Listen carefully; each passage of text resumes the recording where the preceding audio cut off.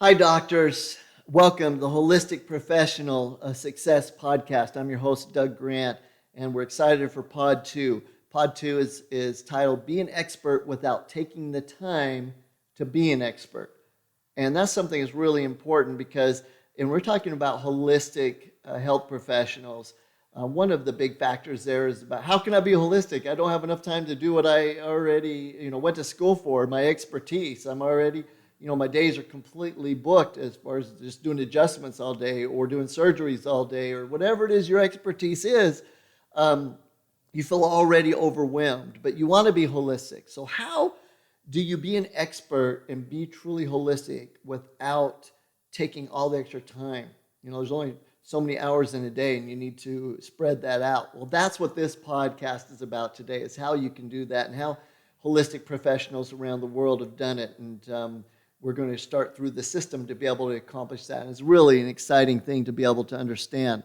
So let's just go ahead and start with the problems of being a holistic health professional and being able to truly treat the whole body. The first problem is it's tough balancing expertise with the other things needed to be knowledgeable in, okay?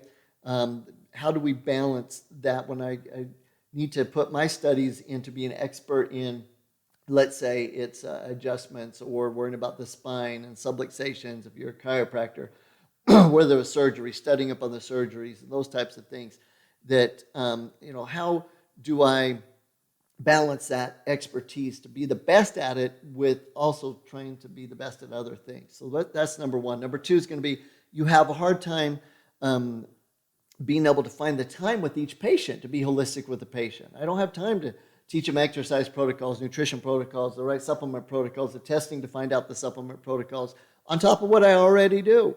So the time to be holistic with each patient. Am I going to see one patient a day, 3 patients a day?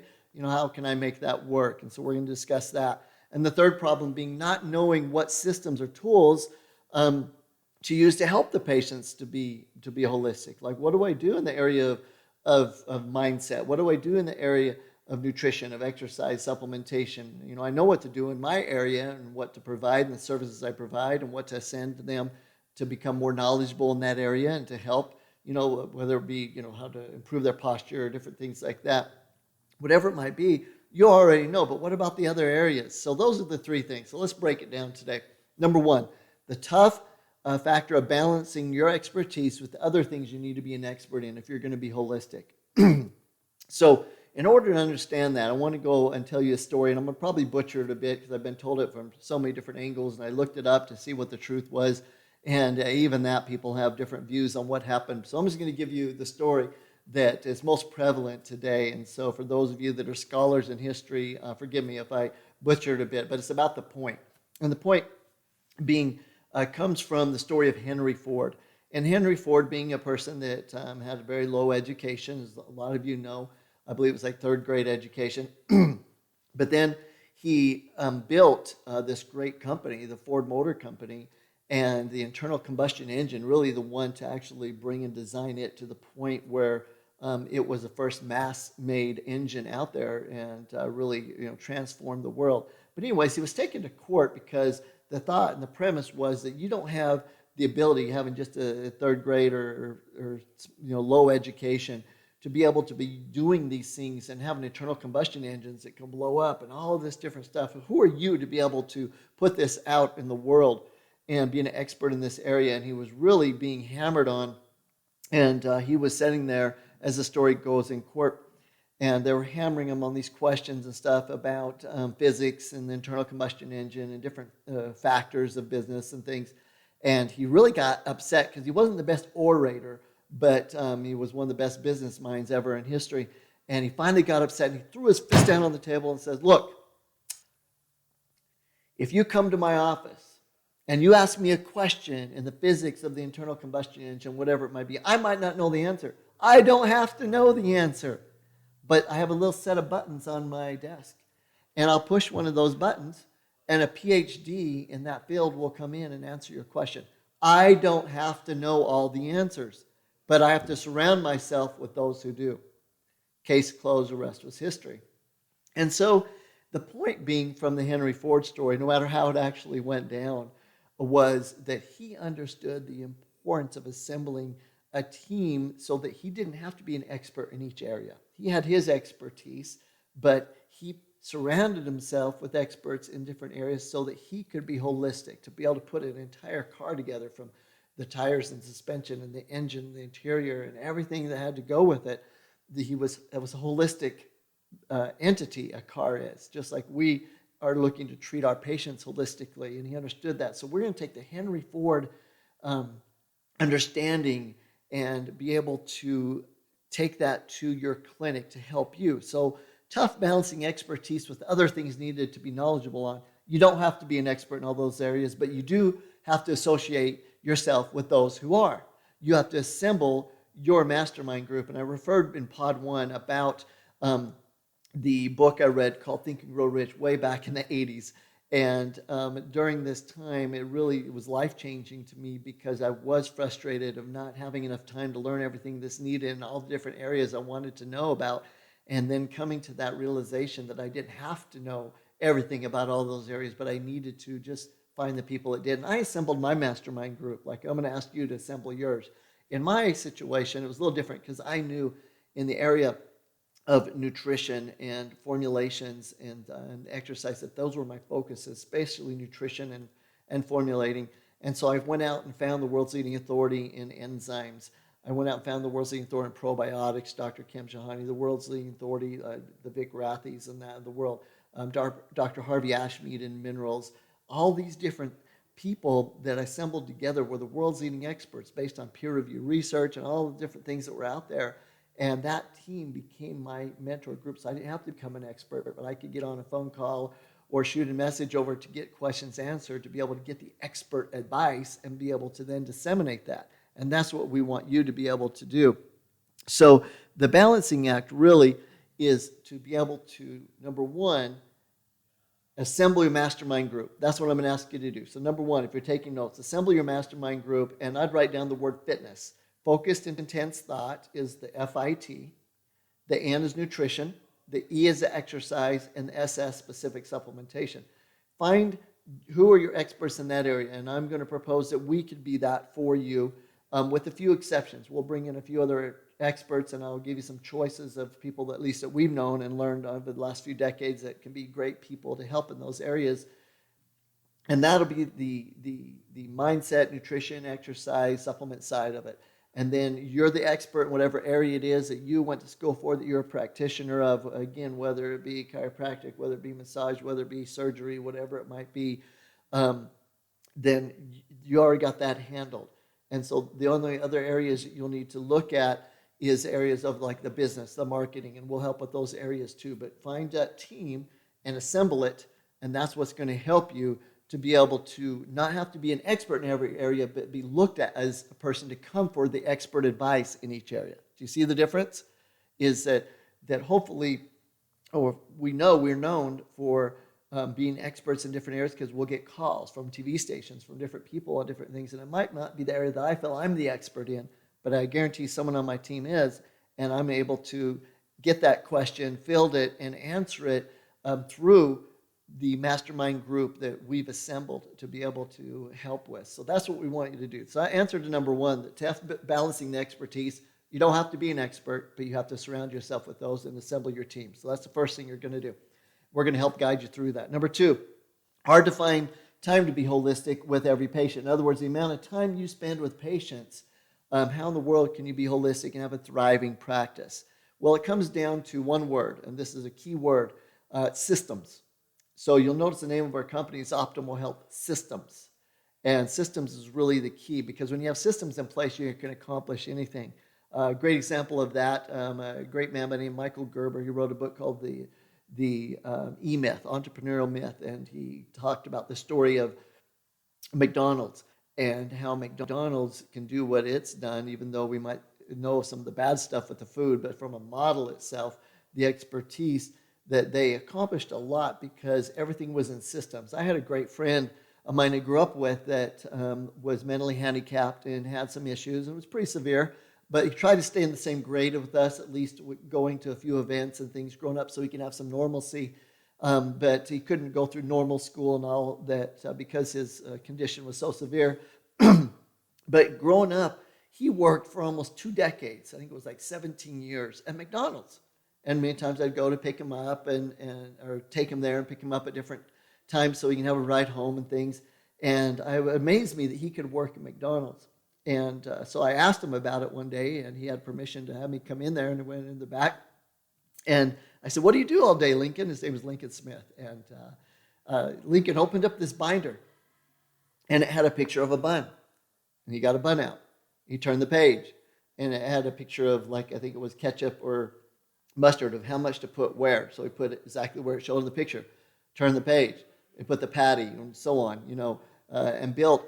And he was able to work in this place at being able to help with this great, business model, because there was a system in place. He just had to follow it. And so he was able to do it and do it efficiently. So we want to make sure that you have systems in place that you just follow, or you have people follow. Like, you don't have to be the one to do everything, doctor. You have people that follow, as long as you help set that system up, that they just follow that and they're able to go through. So that number one thing is to be able to have systems. And the systems are twofold. The system is how your practice runs, to be able to where to put things and what different people do, but also the systems for your patients. Now, for example, let's go to exercise. Not all of you have exercise rehab clinics where you have equipment there and people can exercise there to go through the rehab to get past the problems of their condition, or to actually have optimal health, or whatever it might be. I'm not saying you need to go out and buy hundreds of thousands of dollars of equipment to do that, and might not be your desire. But what do you do in that area? Well, it's simple. You come up with a program that you feel comfortable with, that someone like we make or someone makes, and you give that to the patient. Okay, patient, you have a problem with L4, L5, you have a little subdiscal, you can't do a bunch of exercises, but here's an exercise program for you to do at home. It consists of some stretches, some movements that won't put pressure on the spine in that area, so it won't exacerbate and cause more problems, but it'll actually help heal it, because we'll actually be strengthening the muscles to keep the spine from coming down on it, or whatever it is. I don't want to get into details, of course, but the point being is that you can still exercise and around that area and keep the body fit and keep the mindset strong and serotonin going and everything that's needed as you're going through it. And you didn't have to spend a lot of time with the patient, because if you just had that little program, whether it be in video form or workbook form, and say, okay, here's the program. You'll notice that 3 times a week, it takes you about 20 minutes. Just follow it. If you have questions, call my staff. Boom, you've taken care of the exercise in less than 30 seconds with the patient, because you had a system. And you had a system that you're able to give to the patient, that they were able to do, and then you have a staff that's trained that if there's anything come up, they know about it, and they're able to go through. So you have to go through it one time, have the different exercise protocols in place for the different conditions, and boom, you give it to the patient. So I hope you're understanding what I'm talking about with systems, because we'll go into each of those areas in future podcasts about exactly what to do in each of those areas: nutrition, exercise, specific supplementation, and so on. But I just want to get you the understanding, when we're talking about hard to find time to be holistic with the patient, you don't have to spend a lot of time with the patient in each area. The mindset, we're going to find out what you do with the mindset, different tools to give to the patient to help them mentally and to focus, and to help them spend time each day to meditate, whatever, to be able to help with their overall health and well-being. And it's just a tool you can give them, whatever tool that is, and we'll go over some options. The nutrition side of it, we have booklets that we can give them on nutrition programs to do, to lose weight, to gain muscle, to eat, to be able to heal faster, and those types of things. And there's just protocols. There's condition protocols. In our condition protocol book, that tells about the nutrition and the different foods that are great for different conditions, whether you have arthritis or diabetes or just pain, whatever it might be, anti-inflammatory foods. So the nutrition side is handled also by you just giving them these tools. You don't have to spend all the time to teach them, this is what a macronutrient is, a protein, a carb, a fat. You don't have to do that. I have an actual book that we give you for free called Nutrition 101 that you can give to the patient through digital, so it doesn't cost anything and it's right there for them. That takes them through nutrition knowledge. If they go through Nutrition 101, the actual book, they'll have this knowledge of knowing what to eat and what it means, what a macronutrient is, what a micronutrient is, how to look at different foods and labels and things like that. And you did that for them. You taught them that by just giving them that book and that information. So that's how we become experts and be able to not have to spend extra time with the patient. You're going to be able to hit each area, but just have the tools to give the patient so you can focus in on what you do best and spend the majority of your time doing that. So that answers number 2. You have hard time finding the time to be holistic with each patient. There's an answer for that, and that's systems for number 2. And the third area, not knowing what systems or tools to use to help patient with all the areas. It kind of goes back to that a little bit is, okay, Doug, I've got it. I'm supposed to use systems in my clinic to help with the mindset, the nutrition, the exercise, the supplements, and that. But what are they? What do I do? And, how do I get all this accomplished? What do I do? Step 1. When our stairway to health, step 1 is to just, number 1, understand the need to be holistic, that it can be done. It can be done at a higher level, even if you're already being holistic in your clinic. And we're going to help you with that by going through each of these areas, bringing in the experts, giving you different options, and you just choose what resonates with you. What resonates with you to teach your patients about mindset, about being able to meditate, being able to find that time and that space to clear themselves. There's lots of tools out there. And so we're going to go through that. What are you going to use for nutrition? What nutrition do you believe in? Do you believe in plant-based? Do you believe in keto and all these different things that are out there?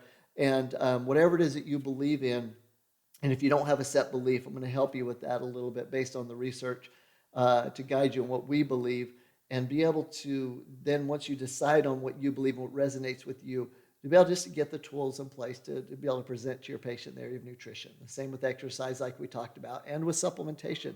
A big, huge area of supplementation we're going to be spending time with on this because it's an ever-growing area of all the research that's out and all the things. As we make this podcast right in the middle of a quarantine at the time called because of COVID-19. I've been doing a lot of lectures and that, whether it be on Zoom meetings or out teaching different people YouTube and that, and questions that are coming in on nutrition and supplementation. And for example, the research that shows that food nitrates will stop the replication of the coronavirus. And so we've been doing a lot of educating on it and bringing in new patients for doctors and clients and things. Been taking advantage of whatever time's going on. Right now it's a quarantine time for us, but we're finding ways to be holistic within that, to actually still build practices.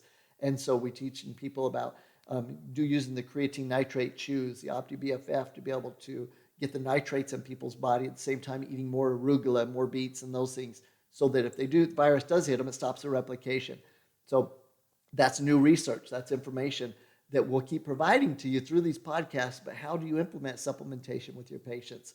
Do it in a way that builds your credibility. We're going to be spending lots of time on that because there's ways to do it to build your credibility and to do it right, especially since we are a whole food manufacturer, one of the few left that haven't sold out to the pharmaceutical companies and that. So that's one of the areas of being holistic that we're going to work with, and in a big way, so that we'll always be able to provide you with that new research. And you can look to this podcast to be able to be a part of the Holistic Professional Success Podcast to get that new research. So as we're guiding you through the stairway to health for yourself, for your patients, for your clinic, we're also going to be bringing in the new research as it comes out so you can stay up to date on things and be able to stay the expert in all these areas without spending a lot of extra time. So doctors, I hope that Pod 2 was beneficial for you to have you understand how you can be an expert without taking the time to be an expert in your clinic, assembling that mastermind group and going forward. And that's what you have to look forward to in the rest of the podcast here with me in the Holistic Professional Success Podcast. Have a great day.